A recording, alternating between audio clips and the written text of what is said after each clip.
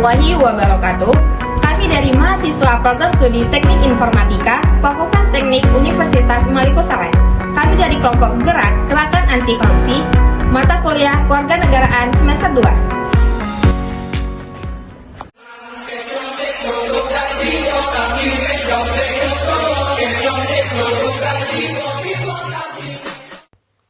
Video ini dibuat untuk menyelesaikan salah satu tugas mata kuliah Kewarganegaraan 1A dengan dosen pengampu Bapak Safwandi STMKom.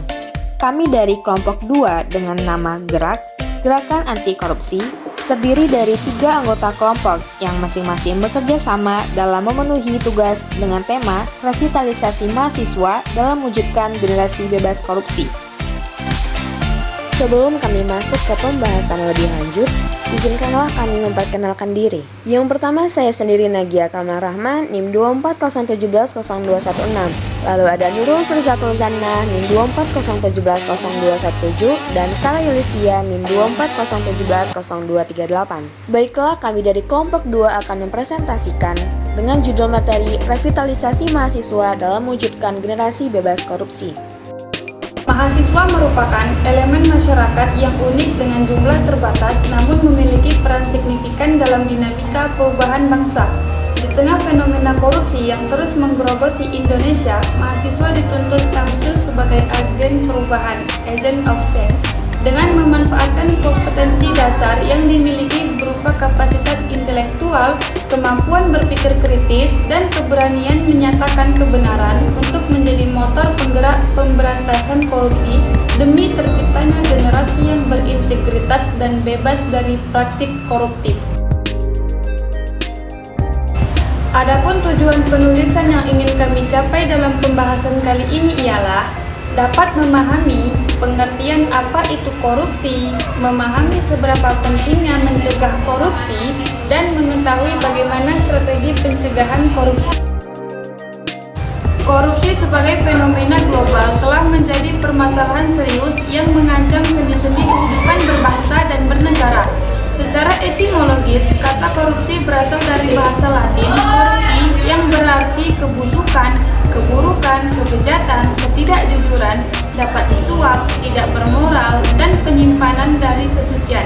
Dalam konteks hukum Indonesia, berdasarkan Undang-Undang Nomor 31 Tahun 1999 sampai dengan Undang-Undang Nomor 20 Tahun 2001 tentang pidana korupsi. Korupsi didefinisikan sebagai perbuatan setiap orang, baik dari kalangan pemerintahan maupun swasta yang melanggar hukum dengan melakukan perbuatan memperkaya diri sendiri, orang lain, atau korporasi yang dapat merugikan keuangan negara. Berdasarkan Undang-Undang Nomor 30 Tahun 2002, pemberantasan tindak pidana korupsi dirumuskan sebagai serangkaian tindakan untuk mencegah dan memberantas tindak pidana korupsi melalui upaya koordinasi, supervisi, penyelidikan, monitor, penyelidikan penuntutan, dan pemeriksaan di sidang pengadilan dengan peran serta masyarakat berdasarkan peraturan perundang-undangan yang berlaku. Rumusan undang-undang tersebut secara eksplisit menyiratkan bahwa upaya pemberantasan korupsi tidak akan pernah berhasil tanpa melibatkan peran serta masyarakat secara aktif. Dalam konteks ini, strategi pemberantasan korupsi harus mencakup 3 unsur utama yang saling berkaitan dan mendukung, yaitu pencegahan atau prevention, penindakan atau enforcement, dan peran serta masyarakat atau public participation. Strategi pencegahan korupsi dapat dikategorikan ke dalam beberapa pendekatan yang saling melengkapi dan memperkuat satu sama lain. A. Upaya preventif atau pencegahan primer. Upaya preventif merupakan langkah-langkah strategis yang dilakukan untuk mencegah terjadinya korupsi sebelum praktik tersebut terjadi. Pendekatan ini fokus pada pembangunan sistem kultur dan mentalitas anti korupsi. Upaya preventif terdiri dari program pembinaan masyarakat, penegakan sanksi yang tegas, dan reformasi sistem dan B. Upaya represif atau pencegahan sekunder. Upaya represif merupakan tindakan yang dilakukan setelah ada indikasi atau terjadinya praktik korupsi dengan tujuan menghentikan dan memberikan efek pencegahan. Berikut efek pencegahannya. Yang pertama, usaha jangka panjang melalui pendidikan. Kedua, pembangunan budaya anti korupsi. Ketiga, sistem pengawasan yang efektif. C. Strategi komprehensif pemberantasan korupsi. Berdasarkan best practice internasional dan pengalaman Indonesia, terdapat beberapa langkah strategis yang dapat dijadikan rujukan. Pertama, upaya pencegahan terstruktur. Kedua, edukasi masyarakat. Dan ketiga, pemberdayaan lembaga swadaya masyarakat. D. Pencegahan korupsi dalam pendidikan. Strategi pencegahan korupsi melalui pendidikan mencakup 6 aspek utama. Pertama, pencegahan, building prevention culture sejak dini. Kedua, penegakan hukum, law enforcement yang konsisten. Ketiga, peraturan perundang-undangan, legal framework yang komprehensif. Keempat, kerjasama internasional, international cooperation dan asset recovery. Kelima, pendidikan dan budaya anti korupsi, education and anti-corruption culture. Keenam, mekanisme pelaporan, reporting mekanisme yang efektif. Dampak positif pencegahan korupsi.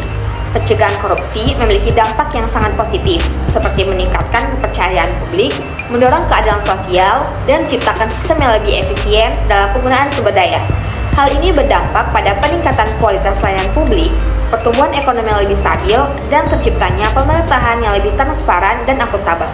Ketika korupsi dapat ditekan, anggaran negara atau organisasi akan lebih difokuskan untuk pembangunan yang bermanfaat bagi masyarakat, serta menciptakan iklim tantangan pencegahan korupsi.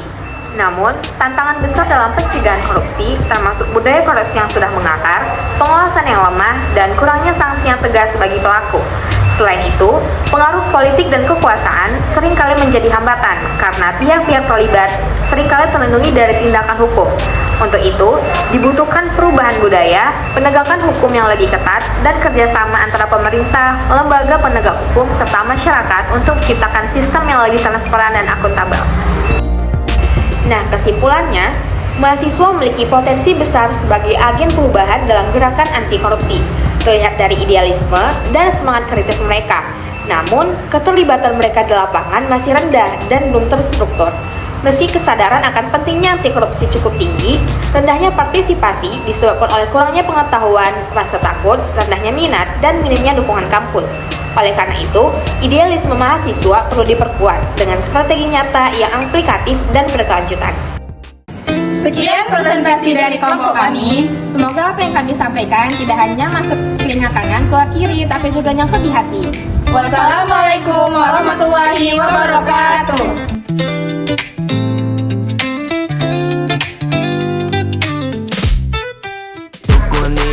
只想起直接给我现在开一枪爆。 Mirengin. Tick-tock, baby, tick-tock.